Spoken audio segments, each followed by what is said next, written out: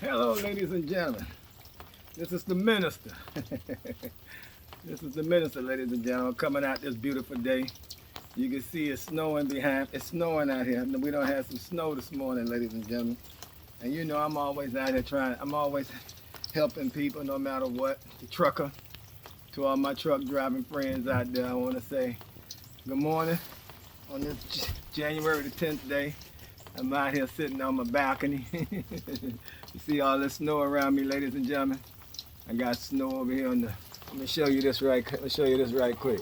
See that snow right there? All this snow. Snow on the table. See the snow on the table? So I'm just out here, ladies and gentlemen.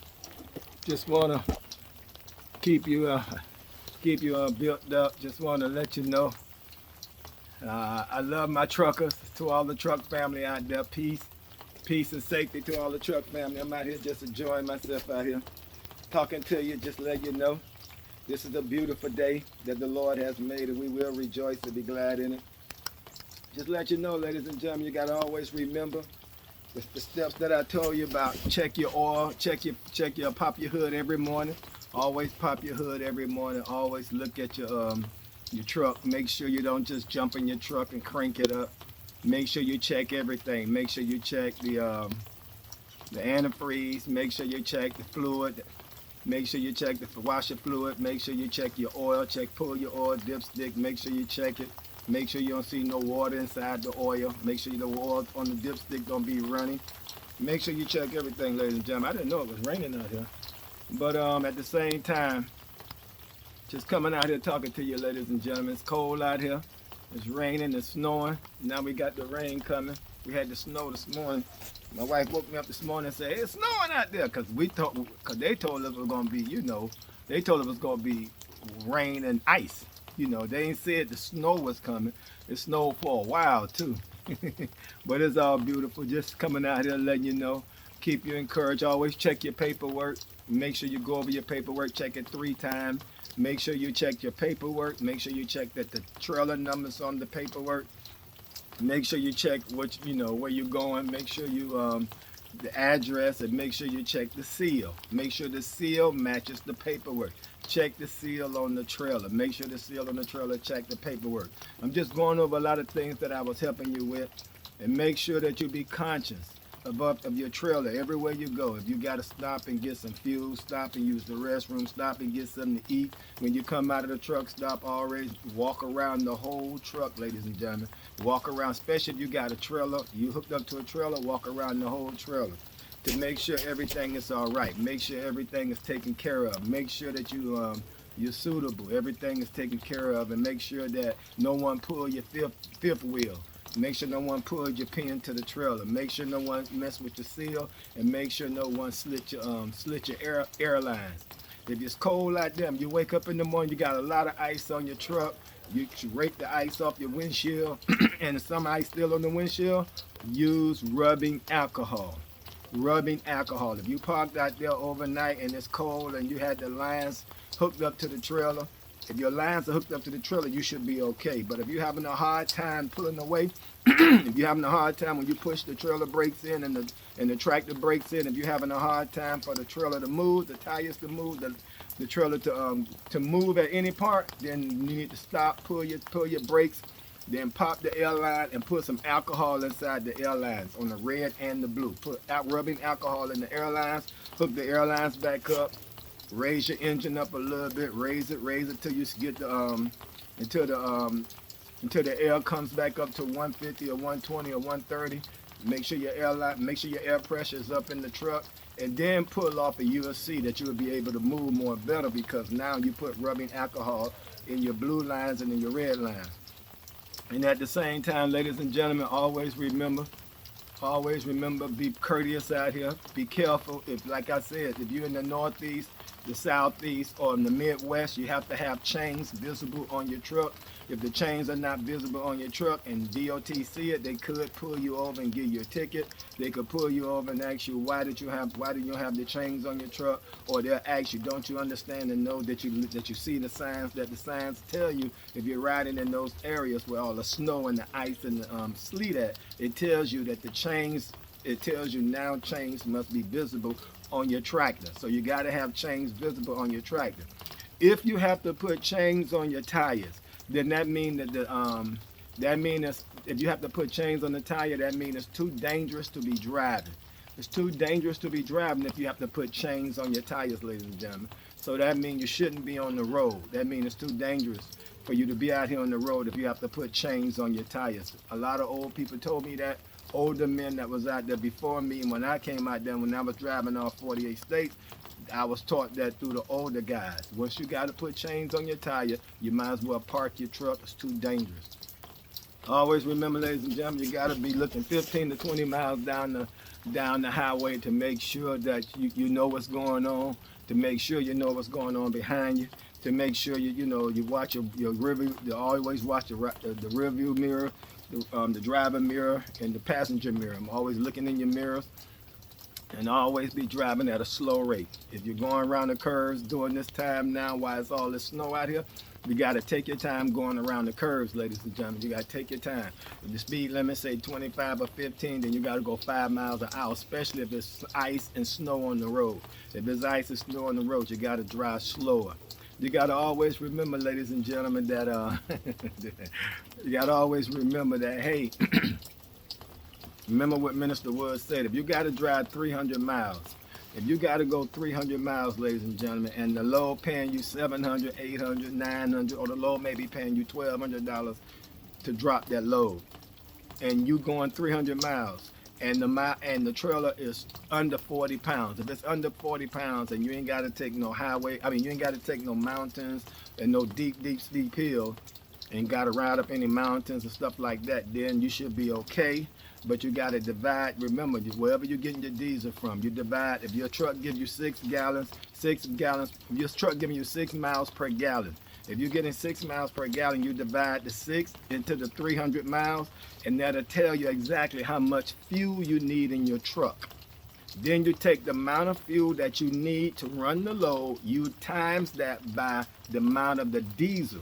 Whatever the amount of the diesel that you're buying. If you're buying diesel for $4, if you're buying diesel for $3.60, and you got to put 50 gallons in there or 55 gallons in there, if your load is 35,000, 38,000, 37,000, anywhere close to 40, I always go 5 to 7 miles. I always go 5 to 7 gallons extra.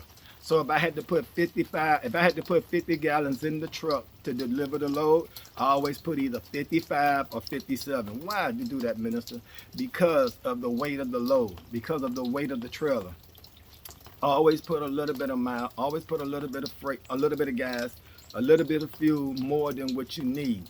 So you make sure that if you have to be detoured, or if something happened on the road or something happened in the traffic and it was a detour, you have to go a detour, and it causes you to go up a hill or a mountain. See, you putting the extra fuel in there to compensate if it's a detour on the highway. So you divide the miles, you divide how many miles per gallon that your truck give you into the amount of miles you have to go. Once you divide the amount of gallons your truck give you per mile, if your truck give you 6 gallons per mile, then you divide 6 into 300. That shows you need 50-something gallons to put in your truck. Then you take the 50-something gallons and you time it by the diesel that you have to purchase. If the diesel is $3.60, if the diesel is $4, then that means that's gonna cost you at least $200 to take that load. Then you subtract the $200 for how much they're gonna pay you. If they're paying you $1,200, then that means you should clear $1,000. That means that particular load should give you $1,000 once you deliver that load safe and sound.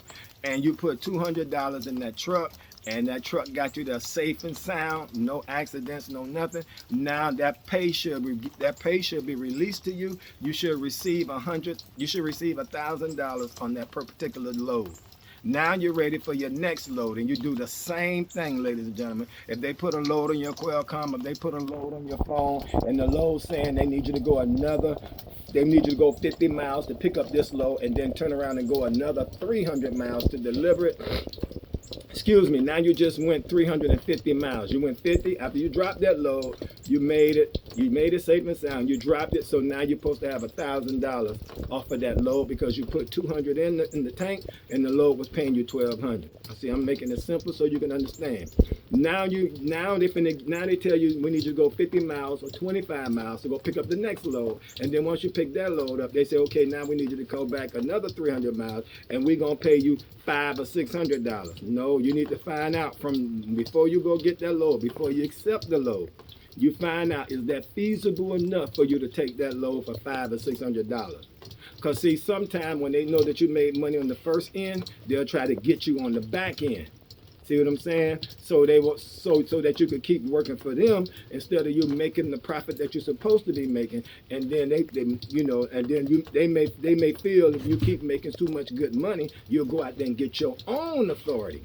Now you ain't got to run up under their authority no more. So that's just the little nasty games they play, ladies and gentlemen. I'm gonna hip you to the game. I've been out there a long time. God has blessed me tremendously. I've been out there a long time, and now I had learned how to survive. I learned how to do my fuel and everything, and I learned how to see my profit, and I learned how to understand and know if it's feasible enough. Do it pay enough for me to go get that back haul, or does it pay enough for me to go pick up that second load? Or I tell them, no, listen, I need a little bit more money, or I need a little bit more fuel surcharge. And then they say, well, Bernard, we'll give you some fuel surcharge. Then I tell them, give me the fuel surcharge separate from the pay. See, that's how you do it, ladies and gentlemen. And I let them know that you are business-minded. They let them know that you are entrepreneur. They let them know that you're not out there just driving. You know exactly what you are doing. So I used to ask them, I used to tell them, no, if you want me to go pick up the back haul, if you want me to go pick up the second load, according to my numbers to run my truck, that don't pay enough. Then they get, you know, because they know what they're doing, they holding back some of the money.